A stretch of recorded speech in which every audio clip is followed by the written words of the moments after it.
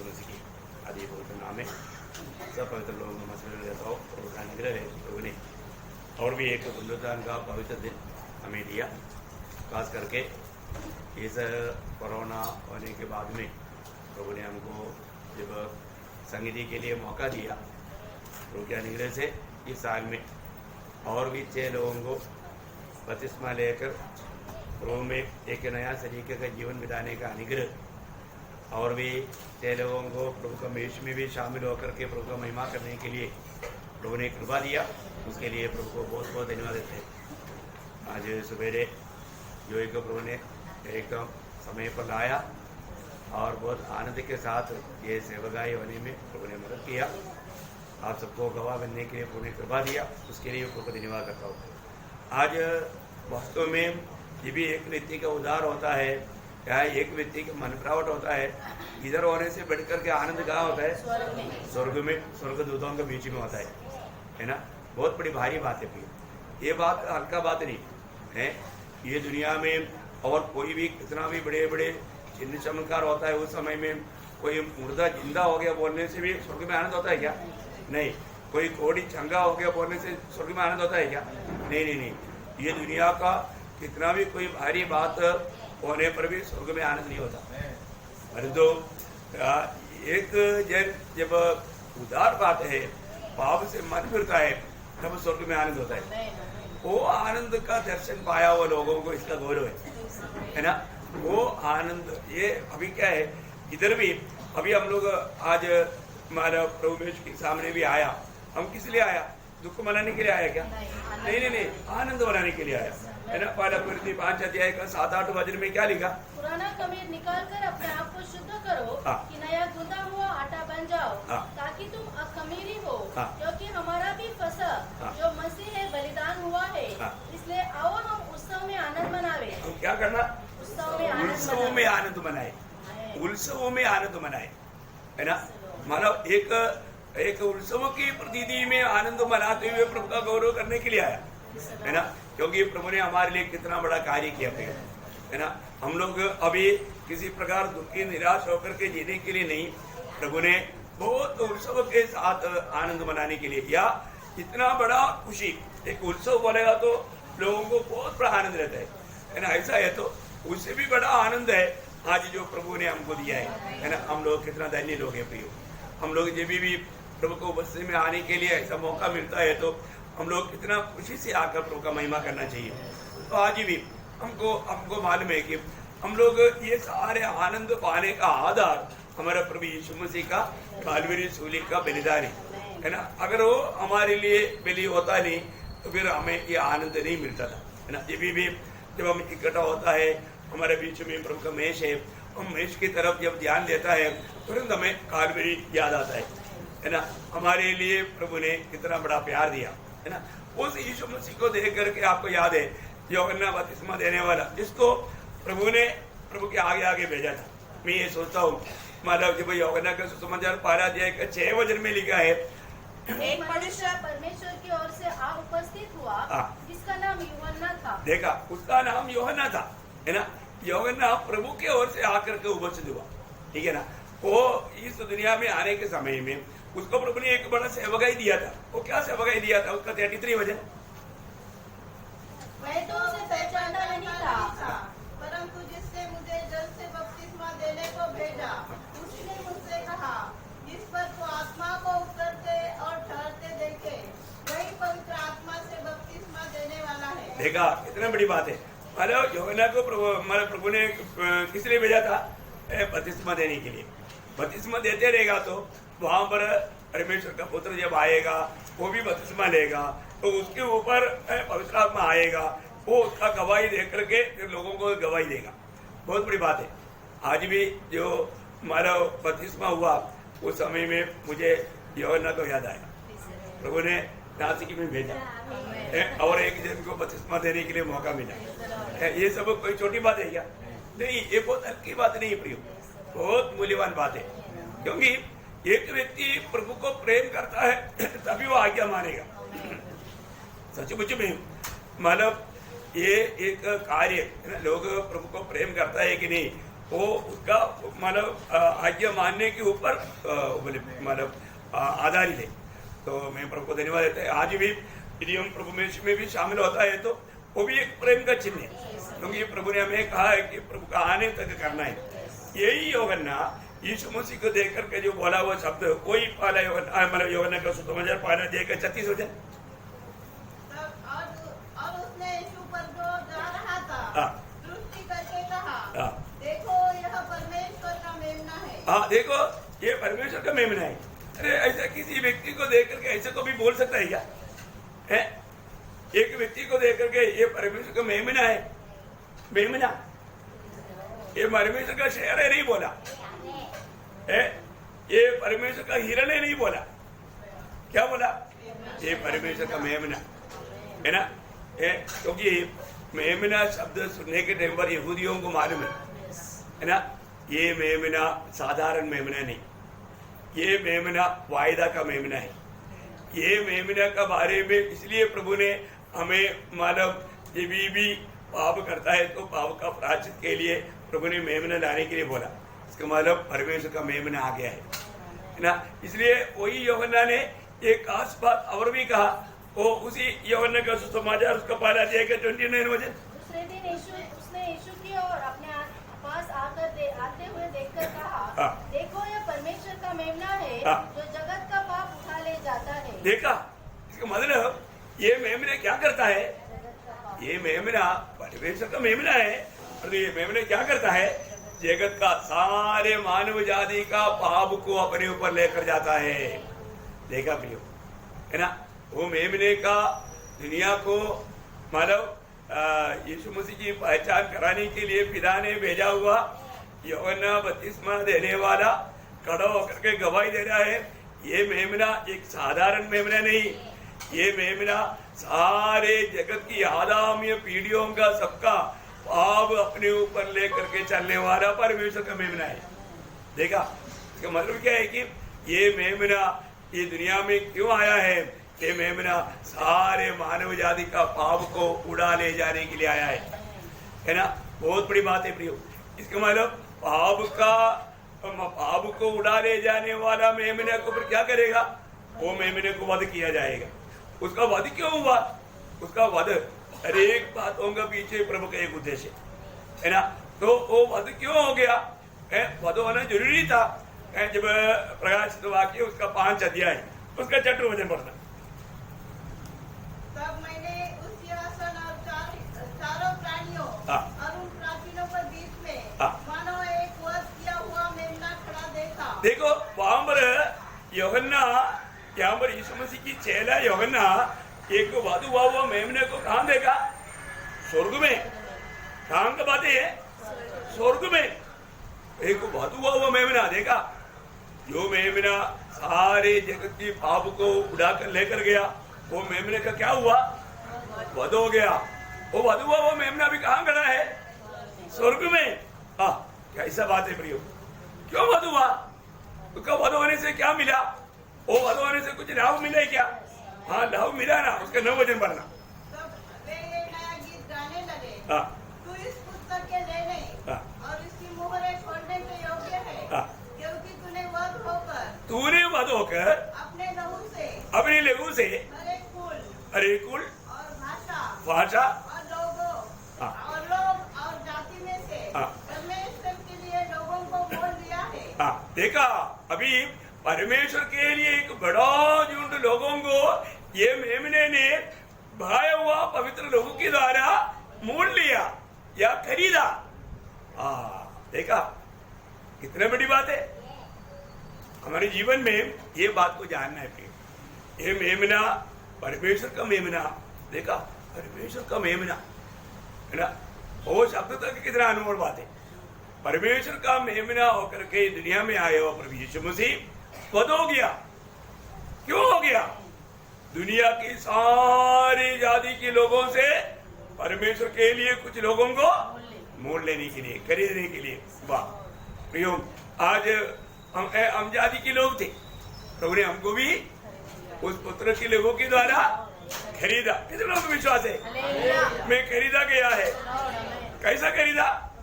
प्रभु यीशु मसीह के लोगों के द्वारा प्रियो को हम कभी नहीं भूलना। प्रियो हम लोगों को ये याद होना चाहिए, कई लोगों को अभी तक प्रभु के साथ एक सच्चा रिलेशन नहीं, उनको ये मालूम नहीं मैं मतलब कौन है, क्या है, मेरा प्रभु के साथ का क्या रिश्ता है, नहीं मालूम, ऐसा आकर के बैठा है ना।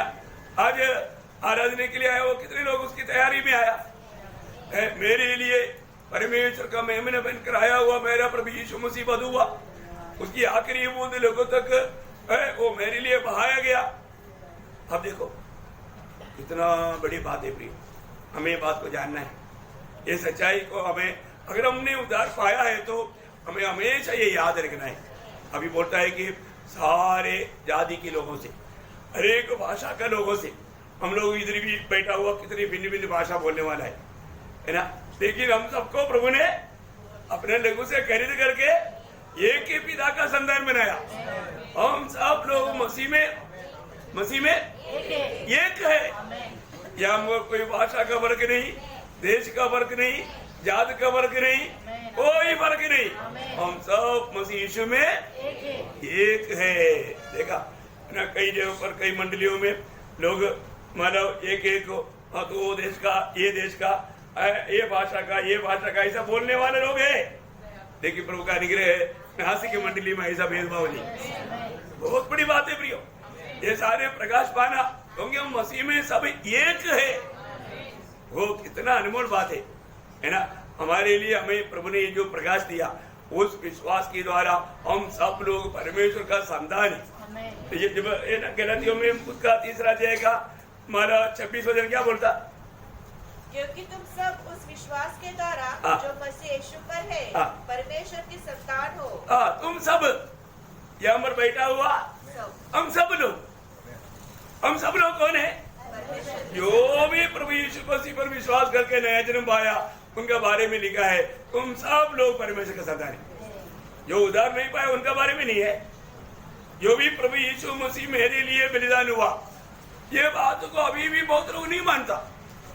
वो यीशु मसीह वधू हुआ तो मेरे को क्या होना चाहिए, मेरे क्या है? यीशु मसीह वधू हो गया, ठीक है हो गया, उसमें मेरा कुछ माल बात नहीं, मेरे को उसमें कोई बाधा नहीं, ऐसा सोच कर रहेगा तो उद्धार होगा? नहीं नहीं नहीं प्रियो, यीशु मसीह क्यों वधू हुआ? यीशु मसीह पापी था क्या?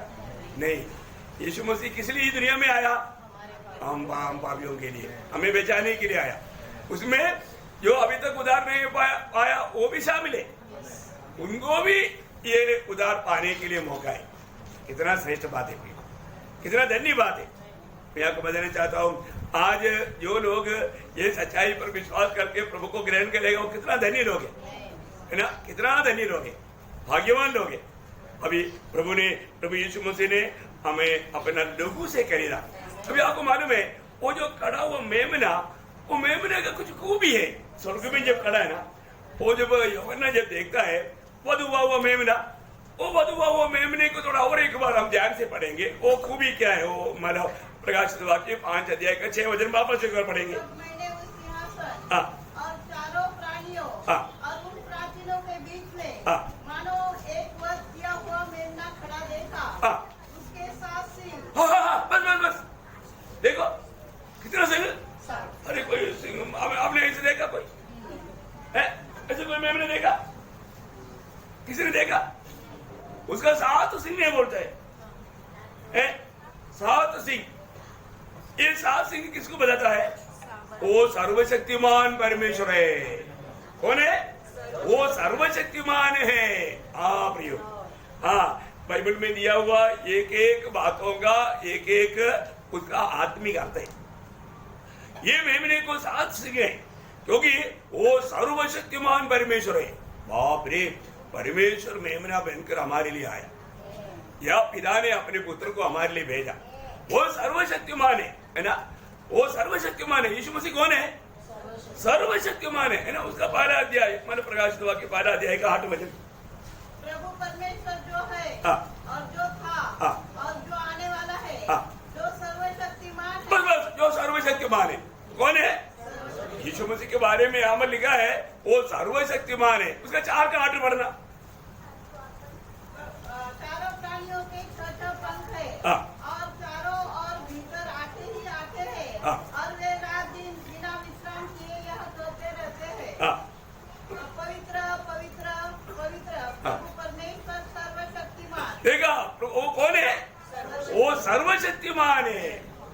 सर्वशक्तिमान है। उसका 19 का 6 पढ़ना।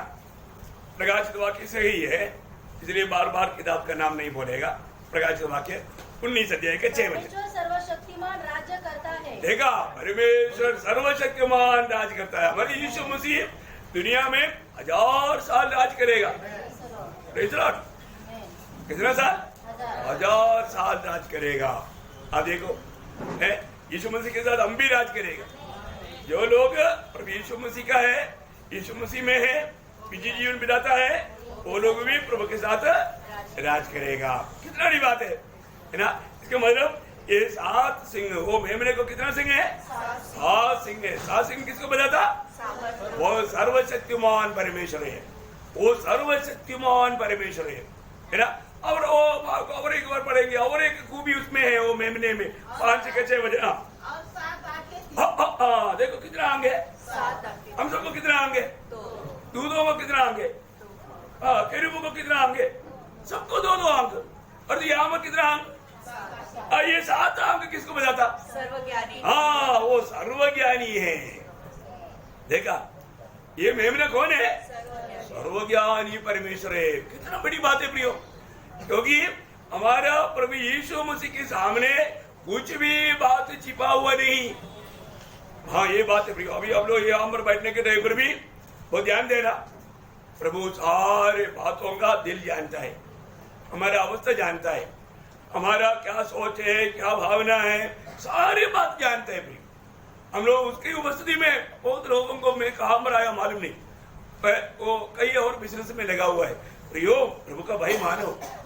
प्रभु को उपस्थिति में आने के बाद क्या चाहिए? प्रभु का भाई चाहिए प्रियो। वो सर्वज्ञानी परमेश्वर है, हमारा अनेक बातों को देखता है, अनेक विचारों को जानता है। जब इब्रानियों का पत्री 4 अध्याय उसका 13 वचन, इब्रानियों 4 अध्याय का 13 वचन। सृष्टि की कोई वस्तु उससे छिपी नहीं है, परंतु जिससे हमें काम है, उसकी आंखों के सामने सब वस्तुएं खुली और प्रकट है। देखा, उसकी आंखों के सामने सारी वस्तुएं खुली और प्रकट है। बोलने का अर्थ क्या है प्रियो? उसके सामने कोई भी बात छिपा नहीं रहता, वो सारे बात को जानता है ना। कोई भी कैसा भी मन में सोचे, वो बात को भी प्रभु जानता है ना। वो छोटा मछली के अंदर है ना, वो ड्रम पड़ा हुआ कौन देखा? प्रभु ने देखा। अभी बताओ, मछली के मुंह में भी क्या है प्रभु को मालूम, फिर मनुष्य के दिल में क्या है प्रभु को नहीं मालूम। मालूम है ना प्रियो, हमारे प्रभु को नहीं मालूम ऐसा कुछ नहीं। सामरिया स्त्री ने बहुत अच्छा अपने आप को पवित्र दिखाने के लिए बहुत अच्छा नाटक खेला। बोला तुम बदी को लेकर आओ, बोलते बदी नहीं, वो एकदम सबूत तो एकदम इनकार कर दिया। बोला 5 बदी था ना, अभी चटवा के साथ है, उसको भी तूने बदी का सम्मान नहीं किया। अरे बाप रे, ये कौन है? मेरा पूरा हिस्ट्री जानता है। अरे भाई, ये बैठा हुआ सबका सारा हिस्ट्री मेरे को मालूम। हम लोग कितनी बात कितनी लोगों से छिपाता है, और जो प्रभु के सामने कोई बात छिपा रहेगा, तो हम तो अपने आप को बहुत एकदम पवित्र दिखाने की कोशिश में। प्रियो, हमारे हर एक कामों को प्रभु देखता है, और प्रभु का पास रिकॉर्ड है। प्रभु के पास सबका रिकॉर्ड है। इसलिए हम प्रभु के उपस्थिति में आने के समय में कैसा प्रभु का भाई मानना चाहिए? प्रभु का भाई मानना चाहिए। प्रियो, ये मेमना सबका न्याय करने वाला एक दिन आएगा, आपको मालूम है। इसलिए प्रभु ने सबूत किया ना, यही मेमना सबका हमारा न्याय करेगा। प्रेरितों का में लिखा ना 17 अध्याय का 31 वचन में, क्या उसने एक दिन ठहराया है कि वह उस मनुष्य के द्वारा धर्म से जगत का न्याय करेगा। देखा, ये दुनिया में आदम से लेकर के सारे लोगों का न्याय कौन करेगा? आगे लिखा है, जिसे उसने ठहराया है, ठहराया, जिस व्यक्ति को प्रभु ने ठहराया है, और उसे मरे हुए में से जिलाकर यह बात सब पर प्रमाणित कर दी। देखा, मरे हुए में से जिला हुआ एक व्यक्ति है, वो कौन है? प्रभु यीशु मसीह। प्रियो, ये दुनिया में मरने के बाद जिया हुआ एकमात्र व्यक्ति प्रभु यीशु मसीह है। कई लोग बोलते हैं हमारे गांव में भी एक मर गया था फिर जिया। अरे फिर बाद में मर गया ना, हमेशा के लिए जिया क्या? नहीं, पर तो हमारे यीशु मसीह ऐसा नहीं, वो मरे हुए से जी उड़ा, और मृत्यु और अधोलोक की कुंजिया अधिकार किसके पास है? यीशु मसीह के पास है। वो ऐसा कोई जी नहीं उड़ा। एक कितनी बड़ी बात है, हमारे जीवन में वापस मृत्यु उन पर नहीं, मृत्यु के अधिकारी हो, कितना बड़ी बात है। मैं एक बात आपको बताना चाहता हूँ, हमारे जीवन में हमारे प्रभु कौन है प्रियो? सब जानता है ना। यीशु मसीह ने 3 बार पतरस को पूछा, इन सबसे बढ़कर तो मुझे प्यार करता है क्या? तीसरी बात पूछा तो पतरस को बहुत दुख आया।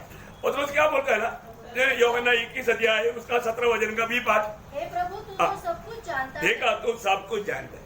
प्रभु तू सब जानता है। प्रियो, हमें ये बात को जानना है। इस प्रभु यीशु मसीह स्वर्ग में एक वधु हुआ मेमना के रूप में खड़ा है ना। उसका 7 सिंगे, वो सर्वशक्तिमान परमेश्वर है। उसको 7 आंगे, वो सर्वज्ञानी परमेश्वर है। प्रियो, ये ऐसा एक मेमने को हमारे परमेश्वर ने हमारे लिए पहले से बंदोबस्त किया है ना। हमारे लिए प्रभु मनुष्य को बनाने से पहले प्रभु ने ये बात को जाना, मनुष्य पाप करेगा, पाप करने के बाद में फिर क्या करना है, मनुष्य को स्वर्ग में पहुंचाने के लिए क्या करना चाहिए, हमारे संगति में आने के लिए क्या करना चाहिए। प्रभु ने प्लान पद्धति सब प्रिय परमेश्वर एक कॉन्फ्रेंस लिया, सारी पद्धति परमेश्वर को आदि में अंत मालूम। आप देखो ये सब कितनी करोड़ों साल पहले हुआ वो बात है। ये कुछ भी सृष्टि बनाने से पहले प्रिय परमेश्वर ने एक कॉन्फ्रेंस किया। वो कॉन्फ्रेंस में प्रभु ने बोला, हम मनुष्य को जब बनाएगा, मनुष्य पाप करेगा तो उसके लिए लहू बहाना पड़ेगा, उसके लिए छुटकारे के लिए और कोई मार्ग नहीं। तो कौन लहू बहाएगा? लहू बहाने के लिए क्या करना पड़ेगा? एक मनुष्य बनकर जाना पड़ेगा, जा करके उसके लिए मरना पड़ेगा। कौन करेगा? उसने बोला, मैं जाऊंगा। हे पिता, तेरी इच्छा, क्योंकि आगे आने वाला अनंतता में मनुष्य भी हमारे साथ रहना है। हाँ, क्या प्रभु का आलोचना है प्रियो। उसकी उस आलोचना के अनुसार प्रभु ने हमको अनादिकाल में चुना। कब चुना? अनादिकाल में। एफएसी 1:4 आपको याद है। कब चुना हमको? जगत को बनाने से पहले, यूनिवर्सल को बनाने से पहले। आप देखिए, यूनिवर्सल को बनाने से पहले यीशु मसीह में हमारे चुनौती हो गया। अभी आप देखो परमेश्वर का ज्ञान कैसा है, कितना ज्ञानी है। Praise Lord. ऐसा बात को समझेगा प्रियो? कोई नहीं समझता। इसलिए मानो प्रभु यीशु मसीह हमारे लिए तैयार किया हुआ परमेश्वर का मेमना था। इसलिए प्रकाशित वाक्य 13 अध्याय उसका 8 वचन में बढ़ता है। प्रकटीकरण उसका 13 अध्याय का 8 वचन। पृथ्वी के वे सब रहने वाले जिनके नाम उस मेमने के जीवन की पुस्तक में लिखे नहीं गए, जो जगत की उत्पत्ति के समय से घात हुआ है। देखा, जगत की उत्पत्ति के समय में घात हुआ। प्रियो, एक बात को जानना, वो प्रभु ने पहले से अपना उस अनंतता, उस सर्व ज्ञान में प्रभु ने तैयार किया हुआ ये मेमना पहले से घात हुआ है हमारे लिए। उन्होंने वो जब निर्णय लिया उस समय में ही वो हमारे लिए घात हो चुका है। कितना बड़ी बात है प्रियो हमारे लिए। हम लोग कितना धन्य लोग हैं। मैं आपको बोलता हूँ, प्रभु में आने के बाद में हमारे प्रभु कैसा प्रभु है, ये बात को थोड़ा जानना कितना अच्छी बात है ना। प्रभु जाने बिना हमारे जीवन में कोई भी बात होगा क्या? नहीं होगा। और आप मुझे बताओ, हमारे बुराई के लिए प्रभु कुछ होने देगा? नहीं होने देगा। फिर क्यों दुखी होता? इतना समझे आप, प्रभु इतना बड़ा है हमारे जीवन। हम लोग क्या होता है, हमारे जीवन में कष्ट हो गया, कष्ट हो गया, हमें होते रहता। अरे आपका कष्ट प्रभु को नहीं मालूम। हम बोलते हैं प्रभु आप नहीं जानता, तो आपको भी नहीं मालूम, ऐसे कष्ट मेरे पास आ गया। देखो क्या, फिर आपने विश्वास किया हुआ वो सर्वज्ञानी परमेश्वर ने, क्योंकि उसको भी मालूम नहीं आपके जीवन में क्या हो रहा है। दबाव आपको यही समझे क्या? आप ऐसा समझ रह करके आप प्रभु का भक्ति करेगा तो प्रभु का निंदा है, क्योंकि वो तो मूर्ति के जैसा हो गया। इधर तो हर एक बात के लिए स्पेशलिस्ट है, डॉक्टर, हार्ट स्पेशलिस्ट है ना, आंख स्पेशलिस्ट, कान का स्पेशलिस्ट, ऐसा इधर ही 33 करोड़ है। ऐसा है क्या यीशु मसीह? नहीं प्रियो, वो सर्वज्ञानी परमेश्वर है, सर्वशक्तिमान परमेश्वर है। उसके लिए कोई डुप्लीकेट की जरूरत है क्या? अरे यार ये काम मेरे से नहीं होता, उसके पास जाओ। देखो क्या प्रियो, फिर परमेश्वर क्या बोलते हैं? परमेश्वर क्यों कहना? परमेश्वर का ज्ञान देखना कितनी जरूरी बात है। प्रभु में आने के बाद में भी कई लोगों का अवस्था देखने के बाद मैं आपको बताऊं, आपको उधार हुआ है पक्का? उदार हुआ है तो आप कभी भी रोते नहीं रहना। आप शोक मनाएगा तो आप प्रभु का निंदा करता है। आपको जीवन में समस्या नहीं आएगा ऐसे प्रभु ने बोला क्या? तुम्हें तो यह में कष्ट है बोला। अरे उड़ा करके आग में भी डालेगा तो गिरेगा किसके हाथ में? प्रभु के हाथ में। क्या नेबूकदनेस्सर ने 7 बटा बढ़ाया भाई आग, उड़ा करके उन्होंने घुमा घुमा करके 1 2 3 आग आपको उनको खाया पर तो वो नहीं आग के यीशु मसीह के हाथ में नहीं, और वो कंधे पर कंधे मिला करके आग में घूम रहे। देखो अरे हमारा वो प्रभु हमारा मर गया क्या? वही तो प्रभु हमारे साथ है ना। बहुत लोग बोलते नहीं हमारा प्रभु बहुत पुराना हो गया है, बूढ़ा हो गया, बाल सफेद हो गया, दांत भी गया, बात भी ठीक से नहीं करता, ऐसे ही क्या? नहीं प्रियो, प्रभु हमेशा जवानी, उसके जवानी नष्ट नहीं होता। हम भी प्रभु के पास आएगा तो हमारा भी जवानी नष्ट नहीं होगा। ऐसा एक शरीर में, ऐसा एक अवस्था में हम पहुंचने वाले हैं।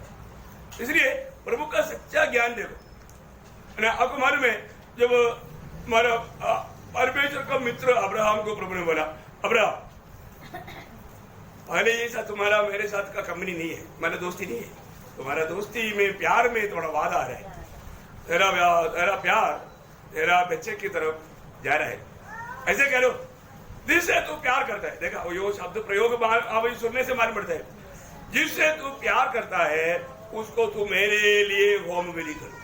वाह वाह वाह, क्या बोला? हाँ, मैंने प्रभु के साथ का प्यार खत्म हो गया, तो प्रभु का साथ का प्यार का नंबर वो स्थान में अभी कौन आ गया? इसराक आ गया। तो प्रभु ने क्या बोला? तुम जिससे प्यार करते ना उसको मेरे लिए वो मेरी करो। हाँ, तू बहुत मेरा मित्र है ना, मित्र है तो क्या करेगा? बात मानेगा। अब मित्र बात मानेगा ना, कुछ भी बोलो मित्र का बात मानेगा। अब्राहम ने वो बात को मना किया? नहीं किया। अब्राहम ने तैयार किया, पत्नी को भी नहीं बोला। पत्नी को बोलेगा तो बोलेगा बुढ़ा का पागल हो गया लगता है, क्योंकि दिमाग खराब हो गया होगा, इसलिए वो कुछ ऐसा वो प्रभु ने नहीं बोला होगा, उसको ऐसे लेगा होगा। इसको नौकरों को बोलेगा, 318 अभ्यासी लोग वहां पर है, हाँ 4-5 को बुला के बोलेगा इसको तो ध्यान देना, ये कहीं मेरे बच्चों को लेकर जाता है ना उधर ही पकड़ लेना, बांध लेना चाहिए, तो जरूरत पड़ेगा तो बांध लो, कोई बात नहीं, क्योंकि लगता है कुछ, क्योंकि कितना 30 साल दया करके प्रभु ने दिया। प्रभु ऐसे मांगेगा क्या? इसको होम बलि करो, ऐसे प्रभु कभी बोलेगा? प्रभु कभी इंसान का बलि चाहता है क्या? नहीं, प्रभु ऐसे नहीं करेगा। ये इसका दिमाग खराब हो गया। बुढ़ा होने के बाद में दिमाग खराब होता ही है। बुढ़ा होने के बाद में लोग, इसलिए बुढ़ा सदन बोलता है ना, विश्वासी लोगों को उधर ही छोड़ देता है।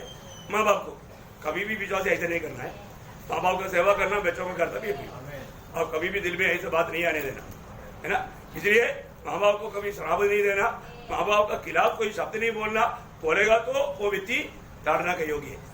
तो इसलिए बहुत संभाल करके, तो विश्वासी कितना संभालना चाहिए। अभी माना इसराक को लेकर के जा रहा है, लकड़ी भी है, आग भी है, इसराक को आया एक डाउट आएगा ना, बच्चा बहुत बुद्धिमान है, ऐसा कोई छोटा नहीं है, उसको जलाने वाला, पूरा लकड़ी उड़ाने वाला ताकत बोलेगा तो जवान है, उसको ताकत है ना। मुझे लगता है कि कोई कम से कम 20-22 साल का होगा, है ना, तो उतना ताकत है। अरे अच्छा, उधर क्या खाता है? घी वाला खाते रहते हैं, तो बच्चे को कैसे ताकत नहीं होगा? अब्राहम घर में कोई कमी है क्या? वो भूखा रहता है क्या? नहीं, बहुत अच्छा तगड़ा बच्चा है। तो इसहाक जाने के टाइम पर एक डाउट है ना, उसका 22 अध्याय का 7-8 वचन पढ़ना। अपने पिता अब्राहम से कहा, हाँ, हे मेरे पिता। हाँ, उसने कहा, हे मेरे पुत्र, क्या बात है? हाँ, उसने कहा, देख आग और लकड़ी तो है, हाँ, पर होम बलि के लिए भेड़ कहाँ है? हाँ, अब्राहम ने कहा, हाँ, हे मेरे पुत्र, हाँ, परमेश्वर होम बलि की भेड़ का उपाय आप ही करेगा। बस, हाँ, आप बताओ। अरे कई लोग किताब ढूंढ रहे हैं, अब्राहम के बाद मतलब काम रहे, नया नियम में मताई में क्या? अरे अब नहीं मालूम, मैं 22 अध्याय बोला, किताब का नाम नहीं बोला, सॉरी है, उल्पत्ति में लिखा ना, हाँ उल्पत्ति 22 अध्याय है, 7-8 मतलब नया लोगों के लिए है, पुराने लोग मालूम। तो अभी आप समझना, बहुत अच्छी रीति में समझना। अभी ये बच्चे का डाउट क्लियर हो गया ना? उसने तो बोल दिया यहोवा अपने आप को प्रबंध करेगा भाई। अभी मतलब अब्राहम प्रभु का दोस्त है, ऐसा कोई हल्की बात नहीं, कोई छोटी बात नहीं। और उधर गया, इसहाक भी मिलकर के वेदी बनाया, लकड़ी सब लगाया, सब कुछ रेडी हो गया। रेडी होने के बाद में इसहाक को जाओ आया, हाथ पीछे बांध, ये पीछे कर, पीछे किया, हाथ बांधा। और डैडी ऐसे क्यों करता है, ऐसे पूछा नहीं, उसको मालूम है प्रभु प्रबंध करेगा तो करके मेरे डैडी ने बोला है। हाँ, मेरा डैडी ऐसे नहीं बोलता, मेरा डैडी हमेशा प्रभु का वाणी सुनता है, इसलिए मेरा डैडी बोलता है तो प्रभु का वाणी है। Praise the Lord. आपको समझ में आ रहा है? कितने लोगों को समझ में आया? हाँ प्रियो, आज भी बहुत लोग नहीं समझता, इसलिए एक टूटा हुआ जीवन मिलाता है, एक सच्चा मसीह जीवन नहीं मिलाता। प्रियो, मसीह जीवन का सच्चा अर्थ जानना है ना। अभी ये सब कुछ हो गया, अरे डैडी अब मेरे खिलाफ मतलब तलवार क्यों उड़ा रहा है, मेरे को काटेगा? पूछा नहीं, पूछा ना। हाँ, बेटे को भी विश्वास है प्रभु प्रबंध करेगा। क्या करेगा? प्रभु प्रबंध करेगा। अरे प्रभु ने हमारे लिए क्या प्रबंध किया? जगत को बनाने से पहले हमारे लिए मेमना प्रबंध किया। अभी इधर क्यों नहीं करेगा?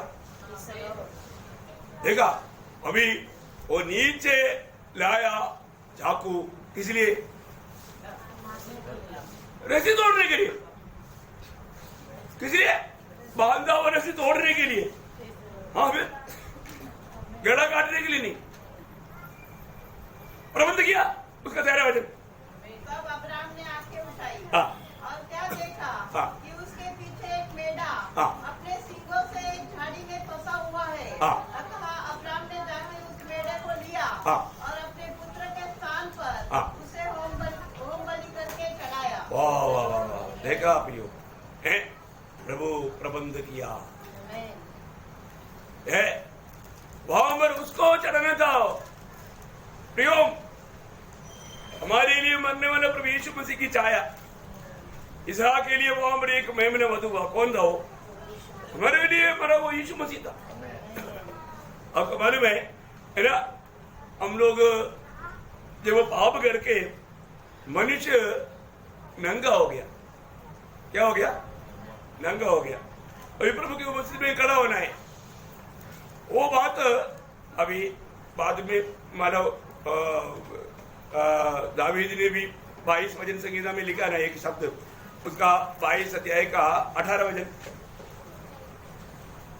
वे मेरे वस्त्र आपस में बांटते हैं और मेरे पहरे पर चिट्ठी डालते हैं। देखा, प्रभु यीशु मसीह का वस्त्र भी यीशु मसीह को क्या कर दिया?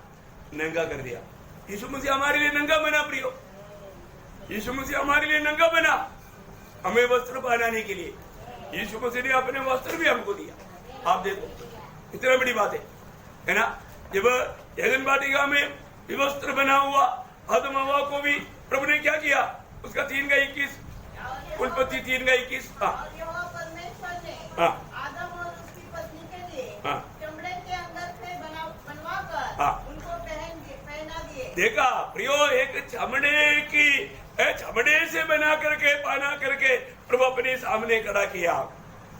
इसका मतलब क्या हुआ? मेमना वधुआ, मेमना वधुआ। प्रियो, हमारे यीशु मसीह हमें पिता के सामने खड़ा करने के लिए यीशु मसीह को विवस्त्र होना पड़ा, वो नंगा होना पड़ा, सूली में हुआ ना। देखो, आज हमको सबको पहनाया, हमने किसको पहना? मसीह को। देखो आज जो किसको पहना? हाँ, जब लिखा ना गलातियों 3 अध्याय का 27 वचन में, और तुम में से जिन्होंने मसीह में बपतिस्मा लिया है उन्होंने मसीह को पहन लिया है। हाँ, किसको पहना? किसको पहना? हाँ, प्रेज़ द लॉर्ड, मसीह को पहन लिया। देखा, चेहरे चमकता है। हाँ, वो पहला जोई मर गया, अब एक नया जोई आया। जोई का अर्थ क्या है? हाँ ना, देखा कई लोगों को जोई नाम है, अरे तो देखेगा तो रोना आएगा। ऐसा बात नहीं होना चाहिए। जोई नाम है तो नाम जैसा काम आना चाहिए। Praise the Lord. हाँ प्रियो, अभी यहाँ पर हम देखते हैं कि हमारे लिए स्वर्ग में तैयार किया हुआ मेमना था प्रभु यीशु मसीह। वो ये दुनिया में आकर के हमारे लिए वध हुआ, उसके पवित्र लहू हमारे लिए बहाया गया है ना। उस लहू से प्रभु ने हमें खरीदा, हमें खरीद करके प्रभु ने क्या किया, उसका आराधक बनाया। क्या बनाया? परमेश्वर का, सच्चा जिंदा परमेश्वर का आराधना करने के लिए हमको आराधक बनाया। स्वर्ग में भी आराधना होता है, किसकी आराधना होता है? इन आराधना होगा, हम लोग उधर भी आराधना करेगा, है ना। हमेशा आराधना होगा स्वर्ग में, है ना। उसका एक रिहर्सल अभी यहाँ पर चल रहा है। अच्छी तरह करना, दिल से करना, उधरी जो होना है उसके लिए सच्चा दिल से करना, है ना। इब्रानियों सॉरी प्रकाशित वाक्य 5 अध्याय का 12 से 14। और वे ऊंचे शब्द से कहते थे। हाँ, प्रकटीकरण 5 अध्याय का 12 से 14 बराबर पढ़ रहा है। हाँ, वध किया हुआ मेमना ही हाँ, सामर्थ और धन और ज्ञान और शक्ति और आदर और महिमा और धन्यवाद के योग्य है। हाँ। फिर मैंने स्वर्ग में और पृथ्वी पर हाँ। और पृथ्वी के नीचे हाँ। और समुद्र की सब सृजी हुई वस्तुओं को हाँ। और सब कुछ को जो उसमें है हाँ। यह कहते सुना, हाँ। जो सिंहासन पर बैठा है हाँ। उसका और मेमने का धन्यवाद और आदर और महिमा और राज्य युगायुग रहे। हाँ। और चारों प्राणियों ने आमीन कहा हाँ। और प्राचीनों ने गिरकर दंडवत किया। वो कितना सुंदर बात है। हमें ये बात को जानना है कि मानव हम लोग अभी स्वर्ग में होने वाला आराधना को आपने देखा, यहाँ पर भी हम उस आराधना के योग्य बनाने के लिए हमारा प्रभु हमारे लिए वध हो गया है। प्रियो, प्रभु यीशु मसीह के उस कालवरी सूर्य की मृत्यु को याद दिलाने वाला मेष पे जाने से पहले हमारे लिए इतना बड़ा प्यार दिया हुआ प्रभु का सच्चा आराधना करना हमारा कर्तव्य है। सच्चा दिल से स्तुति करना हमारा कर्तव्य है। आज हम सच्चा दिल से, आभार भरा दिल से, है ना, प्रभु को स्तुति करते हुए, प्रभु की आराधना करते हुए, प्रभु को महिमा देते हुए आज भी मेष में प्रवेश करके प्रभु का नाम पूजा करने के लिए प्रभु के वचनों के द्वारा सब पवित्र लोगों को सहायता करे, प्रभु को महिमा मिले। आमीन।